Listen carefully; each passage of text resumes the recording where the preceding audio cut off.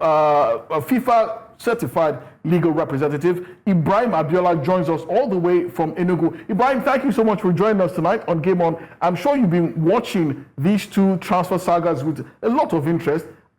First and foremost, can a player who has basically 3 years or some time existing on his contract, can he unilaterally says he wants to leave and decide to disrespect the clauses in the contract? Good evening, everyone. Thanks for having me on the show. You see, when it comes to the world of football, players actually do invest in the clubs. Because if you look at the FIFA regulation, the power of players, especially at the team, it demands that players and clubs must respect the contract if they are expired or mutually terminated. And so, for each of the contract, there must be just cause. And we see players who are this part of fulfilling the play and also refusing to the club. This was before Bucharest with 40 and perhaps Arsenal. So for me, I would like to explain the fact that the FIFA regulations sound attack. The FIFA regulations do not allow players to do that. But if you look at the history, this is not new. You see the number of players refusing to play. We saw a player as players from the team, the Paris at West Ham, refusing to play. And also, this is very interesting because we've not seen a clear case where a club or a player has gone to the FIFA DRC or cash to challenge the situation that is not really because we want to transfer. We've seen players do this a lot, and we see the club come up with just fine. Some clubs have been public to show the players. The notifier was a transfer from West Ham for 5 million. We saw about to move the player at Tottenham, and then move to Manchester United. We also saw that he started taking there. Sorry, Ibrahim, forgive me. I'm sorry. Your audio is very poor. So if you just quickly log out and log back in, probably lose the earpiece so that we can hear you properly, we'll be grateful because we'd really like to get to the bottom of this, but we're hard pressed for time. If you can log out and log back in, we'll be very grateful for that. But gentlemen, this transfer stories of Ademola, Lookman, and Alexander Isak, it's ridiculous. Because when you look at the flip side, over at Manchester United, Rasmus Højlund, the club say they don't want him. He still has 3 years. He still has 3 years left on his contract, but the club say they don't want him. That he should go look for another club. Meanwhile, they are in Newcastle, a player is valued by the club. They say you are not for sale. We're not selling you for any amount of money. The player says he wants to leave. He's not on strike. He's not training. He's not playing. Basically, he has do I say voided every single clause in his contract? Ordinarily, he should be sanctioned by his club. Yeah, it's almost similar cases, but you know the case of Isak, he wants to leave, but Newcastle are insisting that even if he's going to leave, they're going to get 2 more strikers, and Liverpool has to pay very close to 150 million pounds. So and Isak has blatantly refused to train. He has the players are kind of demoralized. And the coach is saying that he wants Isak, but he wants to leave. The same thing with Ademola, Lookman. But these players have valid contracts. Exactly. With the 2 clubs. So that's where the problem lies. So let's also ask our legal expert, who's also FIFA recognized player representative, legal representative. Ibrahim, thank you so much for joining us again. At this point, are the clubs within their rights to withhold the salaries of Ademola, Lookman, and Alexander Isak for breach of contract?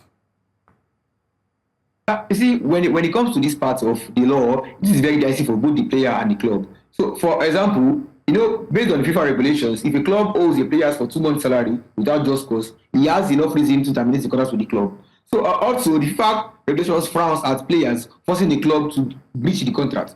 So, the club might argue that they are being forced to breach the contract by withholding their salaries. So what club have done is clubs have decided to fine players. Recently, we saw Sporting fine Bucharest 300,000 euros, and he had to pay the fine by moving to Arsenal. So for most of these clubs, they are giving us a very, very dangerous precedent, as I mentioned earlier, because if the players are forced to go on strike because they want to force a transfer, and the clubs could only fine these players, it's a very, very dangerous one for them. What the club should do is actually approach FIFA or approach the CAS to be able to test the waters for players. Because if you continue with this precedent, it's going to devalue the assets and it's going to create this squad disharmony. Because 70% of these players who have gone down this path have had to force transfers because they know that if they do not leave the club, it causes disharmony within the club. I mean, a big issue, however, I've seen is fact that of oral or verbal agreements between the clubs and the players. We've seen Gyökeres and Lookman argue the fact that they had a gentleman agreement with the clubs and they were supposed to leave. You see, I mentioned it a lot of players that no matter how good you are with your club, it's proper to have everything you agree on written on paper. Because if it's written on black and white, you can argue it anywhere in the world. So if it's an oral agreement, Ibrahim, trust me, the club would surely deny you when it comes to the club. Yeah, Ibrahim, sorry to cut you short. So who do we blame for this impasse now? Is it the players themselves who are trying to force themselves out of valid contracts? Is it the players' representatives, their agents and their lawyers who did not sign contracts that can allow their clients also have some kind of leeway if they wanted to, if there was an exit clause?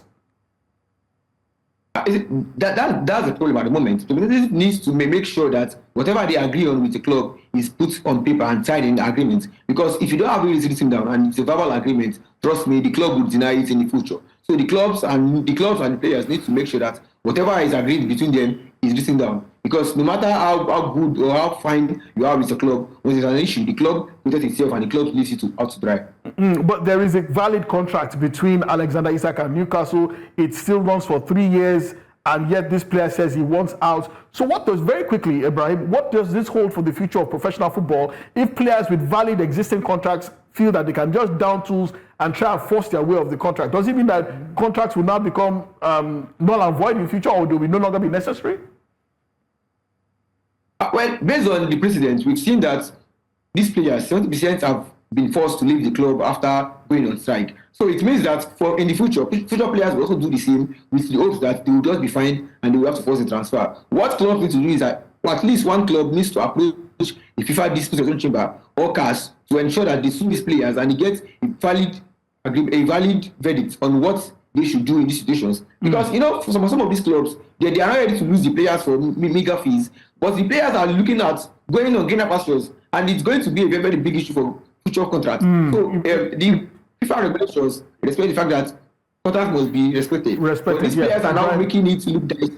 Sorry, Brian, we are completely out of time, but thank you so much for making time to come through, because I know you are attending the NBA conference in Enugu, but thank you so much for joining us tonight, shedding a bit more light on this impasse between the players and their clubs, especially players who are trying to force themselves out of existing contracts. We've been joined by Ibrahim Abiola, legal representative, FIFA licensed legal representative and lawyer tonight on Gabon. Thank you so much for your time.